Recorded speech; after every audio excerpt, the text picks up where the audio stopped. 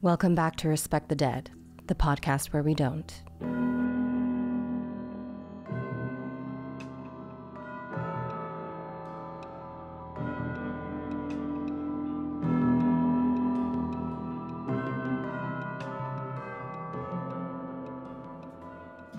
And I'm Kaylin.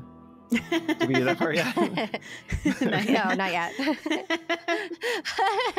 Well, hi, I'm Hoot. I'm Kaylin. And I'm Mandy. When last we met, I walked you through the sequence of events that led to the Oklahoma City bombing, the creation of the Turner Diaries, a novel beloved by violent white supremacists, the sieges of Ruby Ridge and Waco, and the genesis of the modern American militia movement over about a 30-year period from the early 1960s to the early 1990s.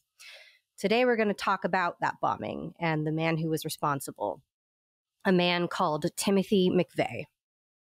Timothy McVeigh was born on April 23rd, 1968 in Lockport, New York, and raised in Pendleton, a strip of white suburbia near Buffalo. So he was a Taurus. We should have seen it coming. Mm-hmm. Mm-hmm. He was an only child, and growing up, his grandfather... How dare. Disgusting. A Taurus only child. These two things combined. The absolute disgust on Kaylin's face. Okay, it's like... it's like the I am Lord Voldemort thing or Tom Riddle turning into Lord Voldemort, but it's like only child and tourist turning into terrorist. Wait, only child tourists? Did you call him a tourist? No, I called him a Taurus. Oh, okay. Even worse. I was like, tourist? No, honey, he's a Taurus. He's April 23rd. Okay. So yes, he was an only child, and growing up, his grandfather instilled in him a deep, abiding love of guns. He'd take little Timothy out shooting regularly and taught him about safe handling of guns and the rights of gun owners. McVeigh collected superhero comics and Soldier of Fortune magazines. He was also very tall and skinny, and in high school, other students teased him and called him Noodle McVeigh, and allegedly that was the beginning of his deep hatred of bullies and bullying. Like, it's Noodle McVeigh. Noodle McVeigh. I almost said not the N-word and was like, that's taken. But at some point he was like, I am being slurred. I'm sorry. Like getting your panties all in a bunch about being called Noodle McVeigh is like, oh my God, Okay. You're skinny shaming me. It's not my fault. I'm so tall and skinny and model-like. Like, fuck you. I can't help it that I have such a good metabolism that burns everything up. Yeah, it's not my fault. I have a gorgeous, skinny little metabolism and I look like Angelina Lee. Right. You poor thing. Yeah. It's actually, stop bullying me. I didn't ask for this perfect body. Such a burden. But like, whatever, like McVeigh hated it, and he would frequently fantasize about retaliating against bullies for calling him too skinny or whatever. Like, okay, I'm sorry, not to harp on it again, but like Noodle McVeigh is also like not a nickname that you would come up for like somebody that you hate. It's like the way you would like roast your friend, like, because it's like low-key kind of like a compliment, you know? Yeah. Noodle isn't, I'm sorry, but Noodle? You skinny little noodle. Noodle! That's what you say. You'd be like, get over here, you little noodle. Like, I could see it being very, like, cute. Yeah. Hey, Noodle! Yeah. Hey, Noodle! And he's like, I'll get you one day. Like, calm the fuck down. I thought we were, I literally thought we were friends. It was clearly some people that thought they were his friend. Like, after high school, Timothy ended up enlisting in the U.S. Army, in part because it would give him more training and access to guns. Quote, I was an admitted gun enthusiast, and so you can't go wrong with brushing up your skills, and hell, the Army is free ammunition. So I wanted to get out and experience the rest of the world. I wanted to get out of my isolation of Pendleton. The Army seemed to be really good for McVeigh. He was really good at his job, and he seemed to fit in amongst his peers. However, from the start, it seems he had some pretty bad opinions around race. McVeigh was reprimanded by the military for purchasing a white power t-shirt at a Ku Klux Klan rally where they were objecting to black servicemen who wore black power t-shirts. Some a real big different things are different moment, you know? That sentence Yeah. took me all sorts of places. Yeah. I just want to circle back to what I said, like literally one bullet point before, though. Like he really fitted in with his peers, but also they were like, you have to stop being racist. We love you so much, but like you're a little on the racist side. Mm-hmm. Listen, nudes. We get it. Sometimes things that are different are gross. But like, you don't need to go to a KKK rally. You can just make really offensive jokes with all of us here back at the Barracks. Yeah. After being promoted, McVeigh earned a reputation for assigning undesirable work to black servicemen and using racial slurs. So, you know, it was a pattern that continued. Oh, so they can't say noodle, but he can say... Mm-hmm. He was like, one of those N-words is okay. Then he was deployed to Iraq in the first Gulf War. Bye, girl. It was here that he started to become disillusioned with the U.S. military and the U.S. government. In interviews after his arrest, he'd talk about how he'd actually been kind of horrified by the carnage he'd witnessed in Kuwait and how meaningless it all felt. Quote, "My overall experience in the Gulf War taught me that these people were just that. They were people. They were human beings at the core. They were no different than me. Then I had to reconcile that with the fact that, well, I killed them." So his problem seems to be mostly with black people, not really Middle Eastern people. Yeah, I was about to say, he was like, wait a second. These are people. Unlike those hateful noodles back home. At that point, he kind of like flunks out of the army, for lack of a better word. He ends up getting honorably discharged in 1991 after like getting disillusioned and kind of like failing out of a lot of not military courses, but like his upward trajectory. So he gets honorably discharged from the army in 1991. And after leaving the military, McVeigh starts to feel kind of aimless. The failure just starts eating him up inside. And it's around this time that he started getting into really weird anti-government conspiracies, like that the United Nations was going to take over the United States. And it's also around this time that he got really, really into a little book called The Turner Diaries. No, we're not guessing. Oh, I know that book. Yeah, I know her. New Moon. He was especially drawn in by the protagonist of The Turner Diaries, Earl Turner's anti-government views and the message that you have to take drastic, violent action for the government to take notice. In early 1992, McVeigh wrote a couple of letters to a couple of local newspapers, the Lockport News and Journal, complaining about taxes. And in his letter, complaining to the local newspaper about taxes, he writes, quote, "Is a civil war imminent? Do we have to shed blood to reform the current system? I hope it doesn't come to that, but it might." But it might. Bro, it's like turned up to 11 all the time. There's literally Truly. no way to know. Does anyone know where I could buy dynamite? I'm just curious. His personal life is also really not doing great around this time. He wasn't getting along with his family. I bet. Yeah, because he was getting real weird. Anyone who is writing letters to a newspaper is like they are unbearable to be around. I don't care what you're writing to the newspaper. The second you start typing that, like, you have gone so far beyond I want to talk to the manager. You're like, I want to talk to the media. Facts. It is exactly like being on Nextdoor nowadays. Like, and who do you talk to that's on Nextdoor? Nobody. I wish to speak to Mr. Newspaper himself. John Newspaper, get out here. So he was not getting along with his family, who probably didn't want to hear about the Civil War over taxes. He wanted a girlfriend, but got rejected when he tried making romantic advances toward a coworker at this like dead end job that he was working to keep the lights on.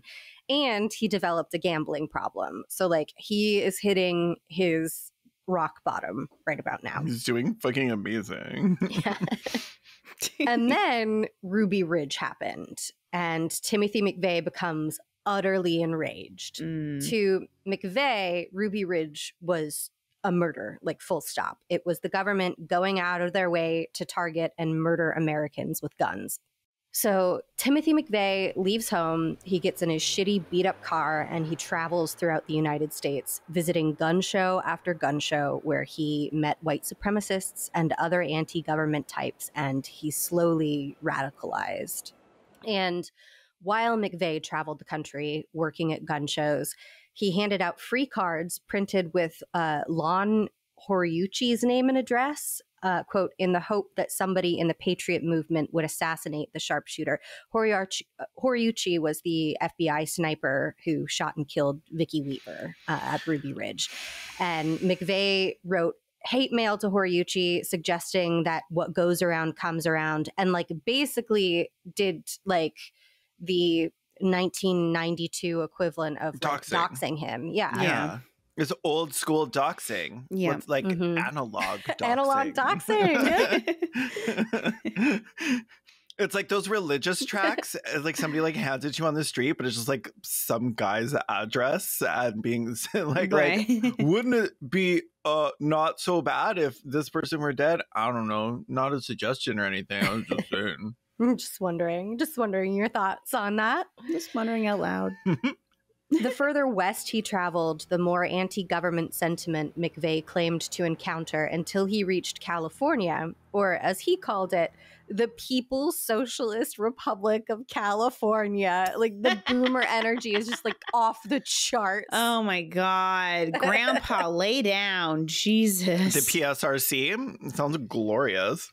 I know. He was technically a Gen X, but like that's the most boomer Facebook thing Right? I've ever heard.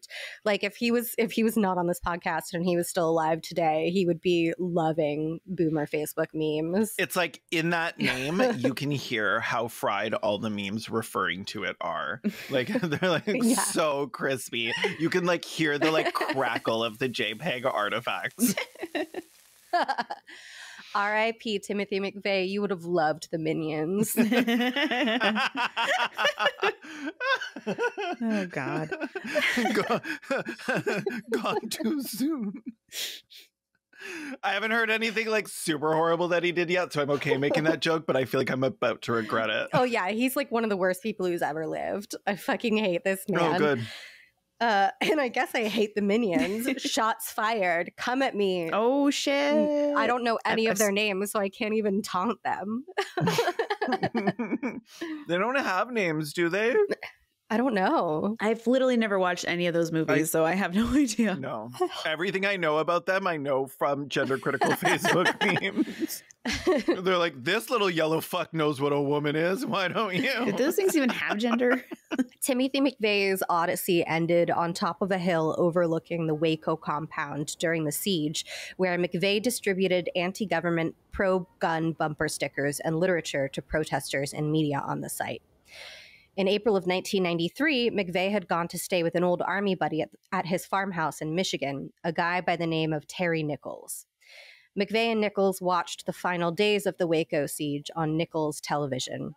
McVeigh described watching the fire at the compound on the news, quote, "I'm watching flames lick out windows, and I'm watching tanks ram walls, and my eyes just welled up in tears, and tears started coming down my cheeks as I'm watching this scene unfold. I'm not going to shy away from the word rage. For me, I felt absolute rage." Noodles is like shitting, crying, and pissing himself Yeah. with his old friend, Timmy Nipples. Noodles is boiling. Noodles and nipples. With rage. Not noodles and nipples. Look, I'm not going to shy away from it. I'm going to say it.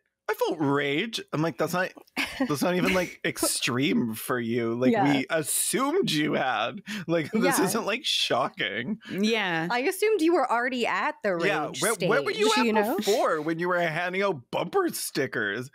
Was it just a vibe? Just a low simmer. Just a little annoyed. I'm just like kind of pissed. That's why I'm traveling the entire country trying to get people murdered. Right.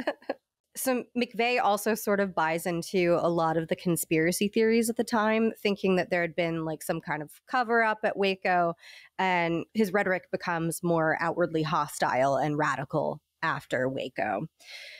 He started selling ATF hats with bullet holes in them and handing out pamphlets comparing Waco to the Warsaw Uprising and claiming that the U.S. government had declared war on the American people. And can I just like, as like a little sidebar, like conservatives love comparing things to the Warsaw Uprising. I don't know why, but like I just did a video on PragerU Kids, and like they had a video comparing climate denial to the Warsaw Uprising. They were like, we were basically the Jews at Warsaw. Okay. Oh my God.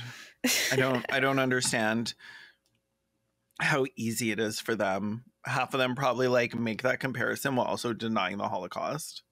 Like Oh yeah, for sure. Oh, 100%. They were like, if it weren't for that uprising, they would have been carted away to that Holocaust that never happened. Please don't clip that. I guess I was 12 years old. Then, at the end of 1993 and in 1994, the Clinton administration passed some legislation restricting the sale and possession of firearms, the Brady Bill and the assault weapons ban. The American militia movement had seen some spikes following Ruby Ridge and Waco, but the idea that Clinton was coming for their guns led to a huge growth in membership in these underground militia groups that were, remember, fully infiltrated by white supremacists. So the white supremacists are using these like militia groups to further radicalize other right-wing people who weren't necessarily white supremacists before they joined them. they were just really big weirdos who loved guns. Just really big weirdos who loved guns. Yeah. And I will say, like, McVeigh was never officially part of any militia group, but like all of these militia groups went to the same gun shows that he did, and he was like friends with a lot of them. In the way that Randy Weaver was never officially a member of the Aryan Nations, he just was friends with them and shared a lot of their opinions and like hung out with them on the rag. Mm-hmm. And the introduction of the firearms legislation on the heels of Waco finally convinced McVeigh that violent action needed to be taken. So Nichols and McVeigh started experimenting with building bombs out of household chemicals. Now, the Turner Diaries sort of generally explained how to build a truck bomb without giving an exact recipe. I'm not going to repeat excerpts about bomb making on our podcast, but like, you know, in the way that you might write a character saying, I baked a cake by mixing eggs, sugar, butter, cake flour, and vanilla extract together and put it in the oven. Like, not technically a recipe for cake, the exact amounts of each ingredient and the time and temperature in the oven aren't there, but like enough of the process that you could probably figure it out with enough trial and error. Yeah. Or you could do what McVeigh did, Mm-hmm. and you can use those ingredients listed in the book to track down some articles that explain exactly how to make the bombs from the Turner Diaries. McVeigh also pulled another old army buddy, Michael Fortier, into his plan to make these truck bombs. Fortier and Nichols were also both big fans of the Turner Diaries and anti-stands of the government, so McVeigh believed that he could rely on the two of them as confidants. Fortier's role in what was to come seems to have been very limited, and Nichols was slightly more involved, but really it was McVeigh's project. So everything that was done under McVeigh's orders. It was his baby. Yeah. Right. This is like, if he was a video essayist, this essay would go on his channel, even if, you know, like he had like somebody contribute like a little section to it or some like Fortier just contributed like a voiceover, and like Nichols like wrote a couple of paragraphs. Gotcha. So they start stockpiling the basic household ingredients that go into a car bomb. Sugar, eggs, flour. I will say, again, without saying like how to make a car bomb on our podcast, the main ingredients is fertilizer. So they're mostly going to home improvement and farm supply stores and just buying bag after bag of cow shit. Is this now why people are sus when you buy fertilizer? Yes. Because I was like, I wonder if people understood that at the time, but I was like, wait, no, this is probably the thing. Yeah. Okay. I mean, yeah, not the first or the last car bomb, but probably the thing that, like, for the same reason that, like, nowadays people are a little bit sus when you buy too much Sudafed. Okay, and they also break into a storage shed at a quarry and steal a bunch of explosives from that to make their bomb more powerful. So they're building an explosive and they're like putting more explosives in it. Okay, well, that's cheating a little. It is. I think it's cheating a little bit. That's legitimately cheating. You're like, I made a cake. And it's like, no, you put icing on a cake. There's a difference here. So basically, they took all the ingredients that would make a bomb, piled it around an actual bomb, and they're like, this has got to make it explode more. It's more like they made a cake and then they bought another cake to put on top of it in case the first cake doesn't taste that good, so that they can be like, just eat the top layer. Okay, they bought a cake and they sprinkled cake crumbs on it. Yes, yes. McVeigh also acquired drums of nitromethane racing fuel. That's the fuel that they use in Formula One cars to add to the bomb. Okay. Yeah. And I think that's like the turbo button from like Fast and the Furious or whatever, right? I was about to say, I think it's like the fuel from Fast and the Furious. This is our scientific contribution to this. McVeigh and Nichols also robbed a guy's house, like a guy that they knew, to pay for their bomb-making materials, taking more than $60,000 worth of guns and silver and gold. And Holy then shit. afterwards, McVeigh wrote a letter to the guy. It was just like some guy they knew. Some guy. They like robbed his house. He didn't witness it. They robbed his house, and then McVeigh afterwards wrote a letter to the guy like, I think the federal government did that robbery that happened. Okay, that's iconic. Shit, that is genius. Oh my God, that's so funny. Yeah, I only put that in because I loved the scam. Like, It's the scam's so good. Damn it. The government robbed your house. I saw some guys stepping on snakes outside your house, carrying everything out. It takes a long time to stockpile all that stuff. And during this entire time, McVeigh basically goes on another anti-government odyssey as he's collecting these bomb materials. He makes pilgrimage to Waco to pay his respects. He visits the sites of alleged conspiracy theories like Area 51 and Gulfport, Mississippi, where the United Nations was apparently trying to take over. And he and Nichols start trying to pick out their target. I think it's very funny that like he's like, I hate the government, so I need to go pay my respects at Area 51. So Nichols and McVeigh consider targets in Little Rock, Arkansas, in Dallas, Texas, and in Tulsa, Oklahoma. But they finally settled on the Alfred P. Murrah Federal Building in Oklahoma City, Oklahoma, in part because the ATF had offices on one of the floors. McVeigh would also go on to claim in his official biography that he chose the Murrah building because he wanted to minimize non-governmental casualties, and he ruled out the Simmons Tower in Little Rock, Arkansas, because it had a flower shop on the ground floor. And he was like a fan of flowers? He just flowers aren't government offices. Oh, okay. He only wanted to kill governmental employees, or like he wanted to minimize the number of non-governmental employees that would be killed. I love the concept of like minimize. It's Yeah. like, sure, there'll be collateral damage, but like let's just lower it as much as possible, as if government employees are like somehow more evil than the like person down at the flower shop. Put a who pin I in- heard was a racist. Well, he would be okay with that. Oh, right. Yeah, Okay, so that's of it. course this is why we solved it. You just opened with the words collateral damage, and I want you to put a pin in that. there were lots of different federal departments that had offices in the Murrah building: the FBI, Housing and Urban Development, the Social Security Administration, military recruiters, the DEA, and on the second floor of the Murrah building, there was a daycare center for the preschool-aged children of federal employees. Now, there is some dispute over whether or not McVeigh knew about the daycare center before the bombing. McVeigh would claim that he hadn't, and if he had, he might have chosen another target.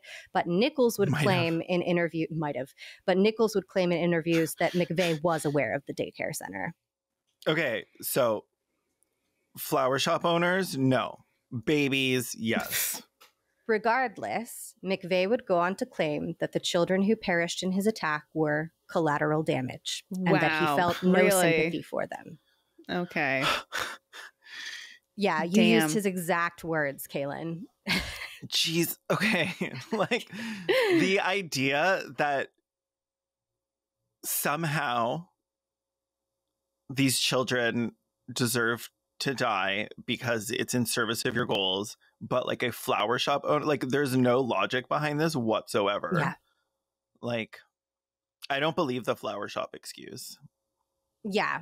I mean, like, who cares what he says after the fact? I guess I'm looking for like logical inconsistency, but like in a terrorist he changed his position on the kids like all the time. Sometimes he expressed that he had deep regret over it. Other times he was like, I don't give a shit.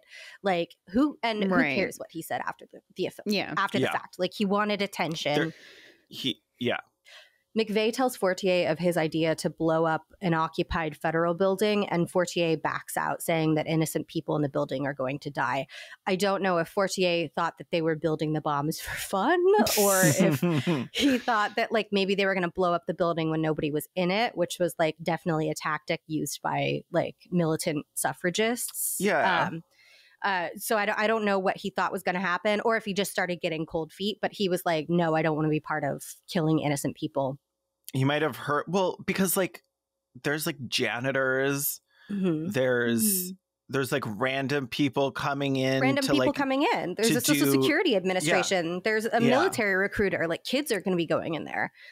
Teenagers. Like, it's not like you're like, it's an ATF building.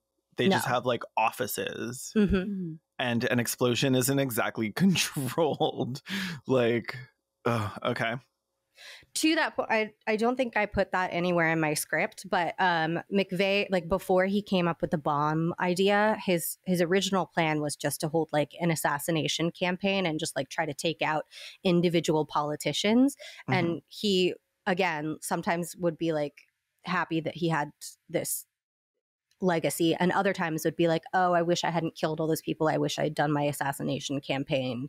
And like, I kind of wish that you'd done your assassination campaign too. There'd be a lot less dead 10-month-olds.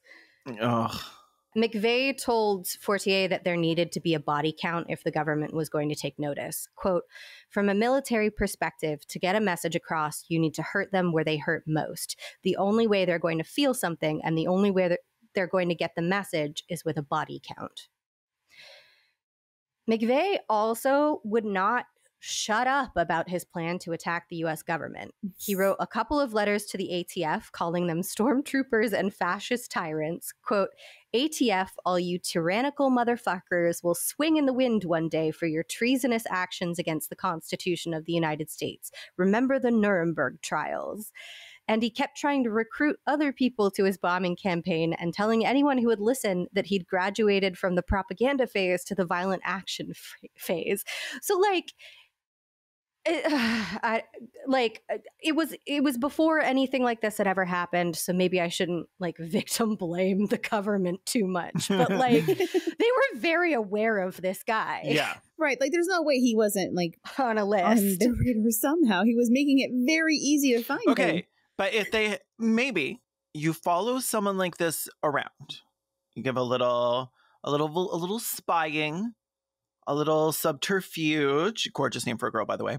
Oh my God. And you see them loading like 800 pounds of fertilizer into their trunk. And then maybe you ask some questions. Yeah. Like, well, fertilizer. Not to Yes. victim blame, but like, what was he wearing? 800 pounds of fertilizer and like 6 bombs. That Like, fuse was just begging to be lit. And like like, there are come on! like there are very mentally ill people who send like unhinged letters off to the government saying that they're gonna like bomb them all the time. But McVeigh was not that. He was like very intelligent, very Ex-military. he was ex-military. His the prison psychologist was like, he seems like a very reasonable, like grounded young man. Like he was not the mentally ill person that you really don't have to worry about, that's more of a danger to themselves than to anyone else. Like, this was a cold, calculated killer. Mm-hmm. McVeigh picks the date of April 19th because it will be the anniversary of the fire at Waco. And on Easter Sunday, 1995, 3 days before, McVeigh calls Nichols and basically just says, it's time. Nichols and McVeigh drove to Oklahoma City from Kansas in separate cars, and McVeigh placed his getaway car in a parking lot with a sign in the window that says, please don't tow, and they drove back to Kansas. Like, I wish somebody had towed that fucking car. The please. They were like, Please don't they went to tow. tow it. They're like, we can't. The sign. The sign. Like You got us again. like a vampire looking at a cross. It's just like, It's very Dora the Explorer energy, you know, tow or no towing. The next day, McVeigh rented the truck that would be his bomb, which honestly, like, yeah, if you're going to make a truck bomb, make it out of a rental, not like a truck that you own, right? yeah, Like, absolutely. Yeah. Again, like, I don't respect most of the things that he's done, but the scammy things I kind of respect. And also, like, I'm sure they have insurance. Yeah. Although they, you know how like when you rent a car, they ask if you want to pay for the extra insurance. Oh, he was yeah. like, no. No, that's okay. It's fine. Can you help me? I have like 1,400 bags of fertilizer I need to load into the trunk of your car. Could I get somebody here to help me, or who do I ask? The alias he used to rent the car, because this was 1995 and you could rent a car with an alias. Oh my God, yes. Was Robert D. Kling. He would later claim that he chose the name because he knew a guy named Kling in the army, and also because it reminded him of the Klingon in Star Trek. Like, okay. I was literally just thinking Klingon. That's literally what I was thinking. This man, a bag of bricks. This is like 8-year-old logic. Right. Like, I'm so sorry, but I know a guy named this, and also the Klingons from Star Trek are cool. thanks for letting us know. Thank you for painting a picture. I'm not obviously one to judge someone for a stupid alias. But like, come on, put your back into it. At least like crowdsource coming up with something good. He took the care to like, he intentionally picked like a date that was like commemorating something. Like, he took so much care. Like, at least pick an alias that's like, you know, important to you, not just like, yeah, I thought it sounded cool because I like Star Trek. Use like Bobby Turner or whatever from the book. You fucking moron. Yeah, right. On April 18th, McVeigh drove the truck to his state park in Kansas to assemble the bomb, and Nichols started to get cold feet. McVeigh threatened to kill Nichols and his family if he didn't help him assemble the bomb. So Nichols helped him with the assembly, but then says that he's not going to go with him to actually do the deed.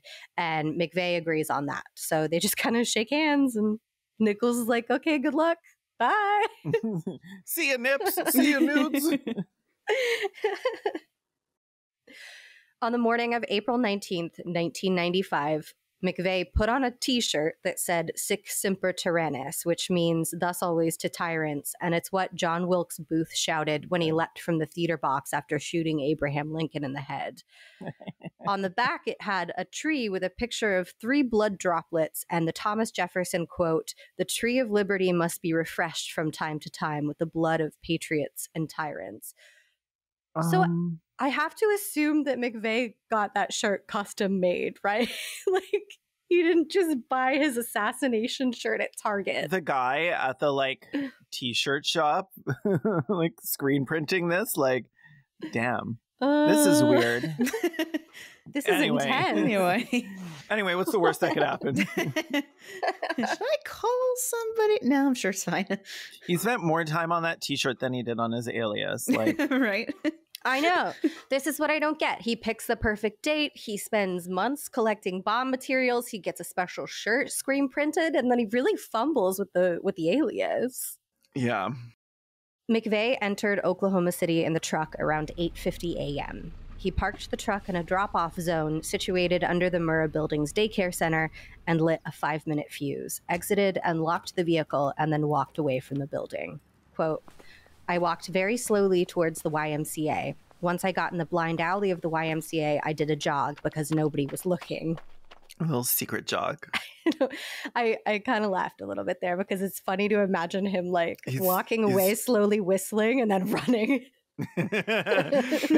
Also, he's like too scared to jog with people looking, as if like somebody jogging through the city would be weird. The only reason he didn't do it is because people were like, look at that noodle just flapping along, head blowing back in the wind. Instead of your silly custom t-shirt, you could have dressed in athletic wear, and then nobody would have even thought it was weird that you were running.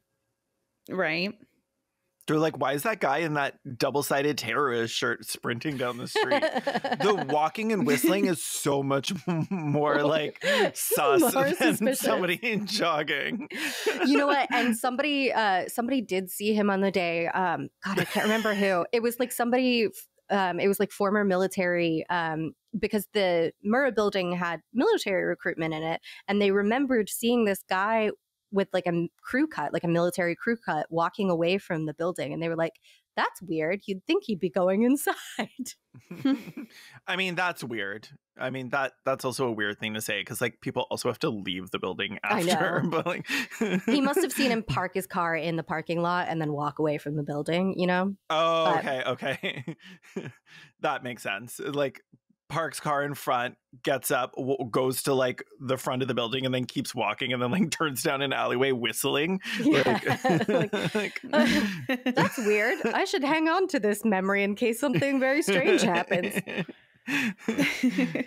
At 9:02 a.m., the truck, containing more than 2 tons of explosives, detonated in the front of the north side of the 9-story Alfred P. Murrah Federal Building. I'm going to send you guys a couple of pictures. The first is going to be the building before it was destroyed, and the second is going to be the building after, because you need to see this. Ooh, okay. So this is what the building looked like before it was destroyed. This building Okay. looks like very easy to blow up. This is a picture of the building after. Oh no. Jesus. Fuck off. Holy shit, look at that. Fuck. Yeah. These images, by the way, will be available on our Instagram and in the show notes. But yeah, we're looking at the first picture is like a very square, normal looking, I guess, tall building. And the second picture is it just has this huge hole in the side now. From top to bottom. From top to bottom, yeah. It almost looks like a third of the building is gone. Jesus. I didn't send you a picture of Timothy McVeigh because I didn't feel like I needed to, because he just looks like exactly what you think he's going to look like. But would you like me to send one now? Yeah, sure. There he is. All right, buddy. Yeah, he looks exactly like I expected. Yeah. Yeah. Like literally He looks exactly. like... Oh Yeah. God, that police sketch is like If you... the like, forensic sketch. yeah. The way they Uh, they did his head so dirty. Oh, Like his skull is just like flat on the top. It's But they just got him flat. like they got his face like so flat. identical. his police sketch actually looks exactly like Mark Zuckerberg. Oh fuck, you're right. I can't not I see see it. it now. An estimated 646 people were in the building at the time of the explosion. The first 911 call came within a minute of the bomb going off, and EMS immediately set up a command post on site for triage and rescue efforts. Within the first hour, 50 people were saved from the building, but many more survivors were trapped within the collapsed building. Regular temporary silences were observed so that listening devices could be used to detect human heartbeats.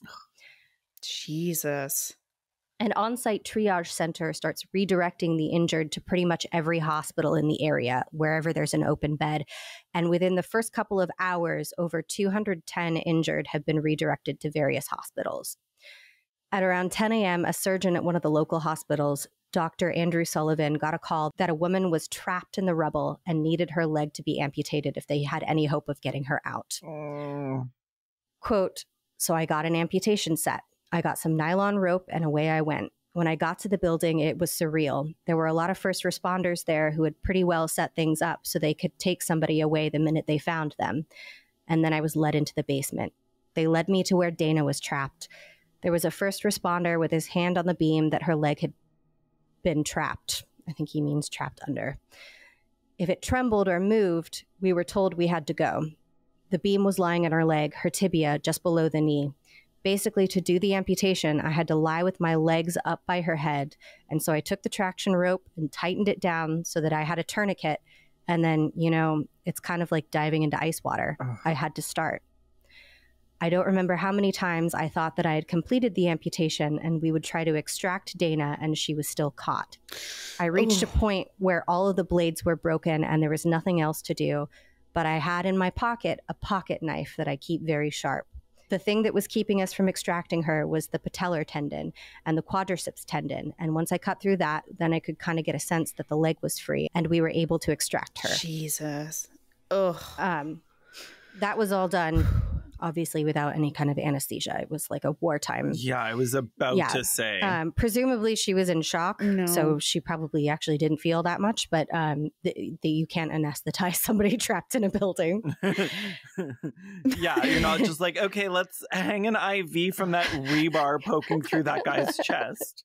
Like, at around 10:28, rescuers found what they believed was a second bomb and started trying to evacuate emergency response personnel from the building. But the team of rescuers headed by Dr. Sullivan refused to leave Dana Bradley. The second device that had been discovered was an inert missile from a planned law enforcement sting. Remember, it was a government building, so there was like stuff like that inside. And just around. Yeah, it's like, oh, sorry guys, I didn't mean to leave this here. Yeah. Sorry. just my missile. Just my missile. My rocket launcher. They must have made missile. They're like, yeah, if you need any supplies, by the way, like, I'm Kaylin. Welcome to your first day. If you need supplies, Post-its and pencils are in this cabinet here. And if you need like a rocket launcher, we keep them in this cabinet over here. It's locked, but we leave the key in it. So don't really worry. You don't need to ask anyone. Just write a note or something if you take something. Yeah, just sign it out on the board. Yeah, I mean, sometimes we forget. It's no big deal, but just try. So rescue efforts were continued 45 minutes later. Dana Bradley and her sister Felicia survived the bombing, but their mother and Dana's 2 young children died. The family had been in the building that morning to run a quick errand in one of the offices. Jesus. In an interview with PBS, Police Inspector Jerry Flowers described the process of extricating people from the rubble that day. Quote, "We could hear people screaming. We could hear them screaming. We could hear them crying. You just couldn't see them because it's so dark. When they fired up these lights, you could see the floors had fallen on top of each other and created like a dungeon underneath the Murrah building. Everywhere you looked in this floor that you could see, there were these round circles of coagulated blood that were coming through the cracks of the floor. These circles were 3 and 4 feet in diameter, and they're everywhere, seemed like everywhere. And you knew that that was a person that had been crushed." Oof. What the fuck? Yeah. No. Yeah. The way like the PTSD from going, like I know a lot of first responders get like extreme PTSD, especially when it comes to like a mass tragedies. Yeah. Mm-hmm. But like I would never, oh my God. Like even hearing that, I am never going to get over it. Like you just gave me PTSD from describing it. But these poor fucking people who put themselves out there, and like, this is dangerous because you're climbing in, you're trying to help people. Anything can collapse in on you. Like obviously there's nothing like stable about this situation. Like I don't, the people that do this, like fire departments, like, and also to know that and the whole time you're hearing people too. I think that's the part that gets to me as well, like hearing people crying and screaming and wanting to get to them but not being able to. You can't right away because there's all this debris in the way. And even like that's, clearing the debris could kill them because something could dislodge and fall. Like everything that you're doing could kill you or someone else. Like, oh Jesus fucking Christ. The last survivor, 15-year-old Brandy Liggins, was pulled from the building at 7 p.m. 167 people were dead, including 19 children. The youngest victim was only 3 months old. The oldest was 73. And 3 of the victims were pregnant women. Over 600 were injured. 600? Over 600 injuries. Jesus. Of varying degrees. And I'm not going to share it with you just in case you don't want to see it. But there is a Pulitzer Prize winning photo of a fireman carrying an infant out of the bomb site that really is quite powerful. But the infant later died at the hospital. So I'm not going to drop this photo in the chat in case you guys would like to avoid seeing that. But I just had to mention it because it is like, it's an incredibly powerful photo. During the recovery efforts that stretched until May 5th, there would be an 168th victim, a nurse by the name of Rebecca Anderson, who died after being hit by falling debris. Timothy McVeigh's getaway car did not have a license plate on it, so he was pulled over by a state trooper very shortly after the bombing. Jesus.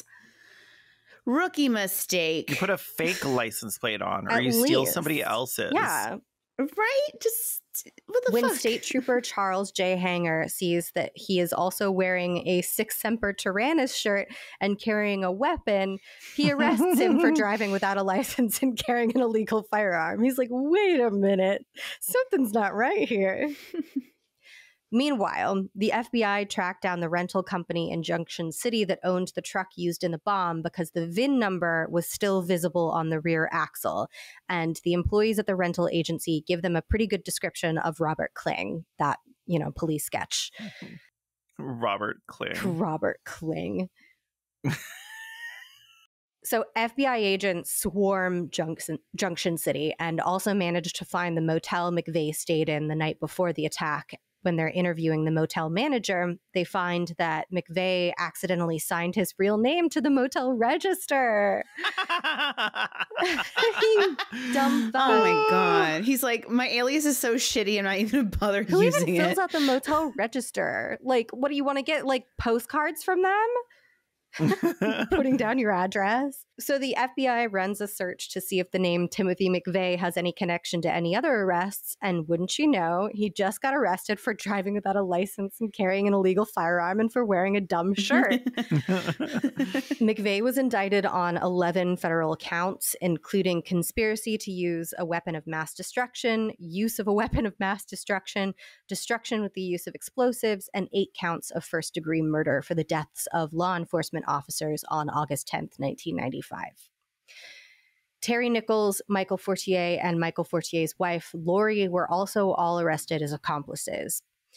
McVeigh ordered his defense to plead the necessity defense, which is an exculpatory defense that basically you had to break the law to prevent a greater harm, being like the government. Which harm? The government doing government things was the greater harm.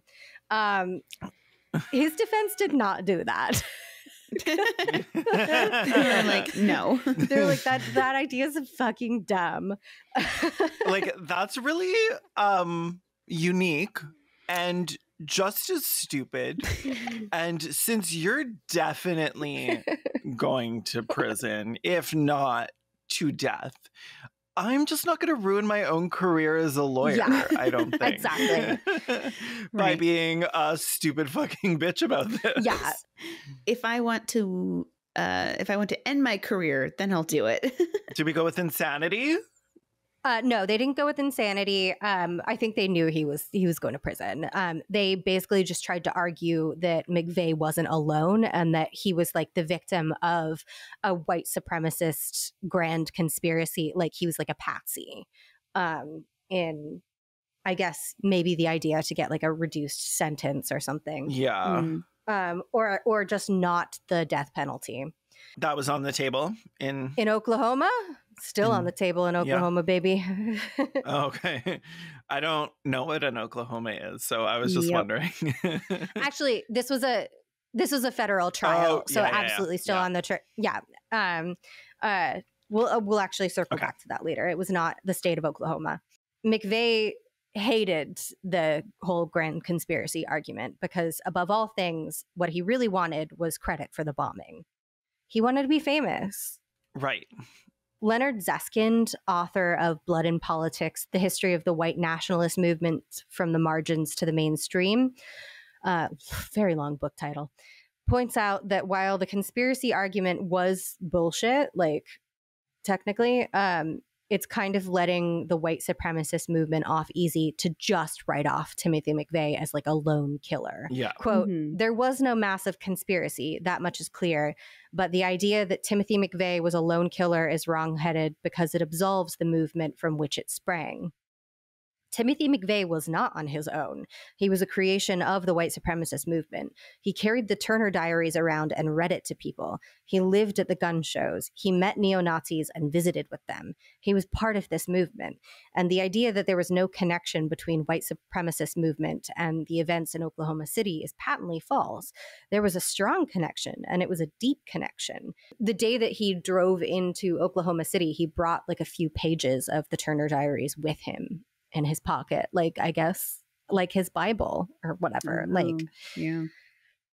Michael Fortier agreed to testify against McVeigh and Nichols in exchange for a reduced sentence and immunity for his wife. Like, his wife barely did anything. She just like helped them laminate some fake IDs, and like, who knows how much she knew about. She was like, yeah, you want some fake IDs? Okay. You want a little fake ID that says Robert Clegg? There's nothing wrong with a little lamination. Yeah. Okay. Like, let the girl cook. Yeah. Made them sandwiches. Michael Fortier was sentenced on May 27th, 1998 to 12 years in prison and fined $75,000 for failing to warn authorities about the attack. On January 20th, 2006, Fortier was released from prison, transferred into the Witness Protection Program, and given a new identity. Robert Kling. Terry Nichols was tried by the federal government and found guilty of conspiring to build a weapon of mass destruction and 8 counts of involuntary manslaughter of federal officials. And then he was again tried by the state of Oklahoma for an additional 161 deaths, which included the other 160 non-federal agent deaths. And I guess like one of the pregnant women's fetuses was also considered, maybe she was like far enough along that in the state of Oklahoma that counted at the time. So yeah, the federal government only tried Nichols and McVeigh for the deaths of the federal employees. And then the additional deaths had to be tried by the state of Oklahoma. Nichols was found guilty of all charges and is still serving out a life sentence. Timothy McVeigh was found guilty of all 11 federal charges on June 2nd, 1997. At his sentencing on June 13th, the jury recommended the death penalty. Because of this, the state of Oklahoma ended up not bringing charges on the other 160 counts of murder.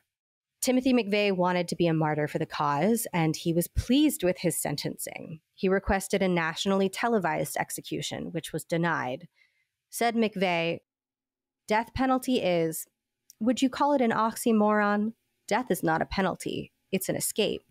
They treat me like a trophy. They've got me. They want to kill me. We've won. They didn't win. In the crudest terms, 168-1. He also said, I knew I wanted this before it happened. I knew my objective was state-assisted suicide, and when it happens, it's in your face. I don't support the death penalty as a matter of principle anyway, but this just kind of like adds to my position on that. Like, McVeigh wanted to die. He wanted the state to kill him. He wanted to be a martyr. Like, and he sees this as a game. He said he's still at 168 to 1. Mm-hmm. On June 11th, 2001, Timothy McVeigh was brought to the execution chamber at the Terre Haute Federal Penitentiary. And at 7:14 a.m., he was executed by lethal injection as over 200 families and survivors watched over closed-circuit television. Witnesses at his execution described his expression as blank, defiant, lacking in regret. His body was cremated and was banned from burial in a military cemetery per a special piece of legislation signed by Bill Clinton. Before his death, McVeigh had written about considering having his ashes scattered at the site of the Oklahoma City bombing memorial, where the Murrah building had once stood, but he decided against it. Their location remains a secret. Many of the survivors of the Oklahoma City bombing still struggle to move on from the bombing nearly 30 years later. They still suffer from post-traumatic stress, nightmares, and debilitating lifelong injuries. In an interview for K4 News in Oklahoma City, days before the 25th anniversary in 2015, Brandy Ligon, the last survivor pulled from the building, talked about the difficulty of life post-Oklahoma City. Brandy was permanently disabled, unemployed, and struggling to take care of herself and her 5 children. There is a foundation for survivors, but Brandy claimed the aid for long-term cases like hers was limited. Many of the more than 600 survivors of the Oklahoma City bombing serve the memorial and the museum at the site of the Murrah Federal Building, where their names are etched on a piece of surviving wall. And many more can't go back there. The Oklahoma City bombing was the deadliest terror attack on U.S. soil until the 9/11 attacks in 2001, and it remains the deadliest act of domestic terror. The American militia movement is still active and growing in the United States. According to the Southern Poverty Law Center, there are more than 500 white supremacist militias in the United States, and presumably within those militias, there are many more potential Timothy McVeighs.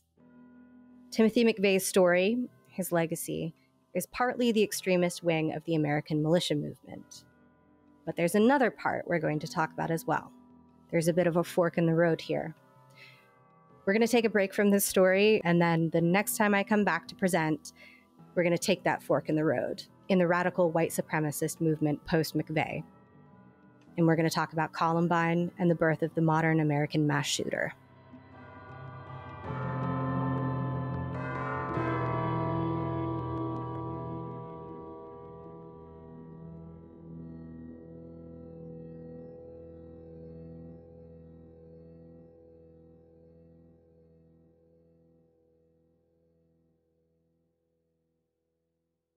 You've been listening to Respect the Dead, the podcast where we don't. There are a couple ways to support us. Patreon supporters get bonuses like extended episodes with audio from the cutting room floor and adding cadavers to our suggestion cemetery. Leave us a 5-star review on Apple Podcasts and we might read it out on the show. Follow Respect the Dead on all platforms at _Respect the Dead. Thanks so much for listening. See you next Monday for another worm feast. I'm Kaylin Conrad. I'm Mainely Mandy. And I'm Hoots. Bye. Bye.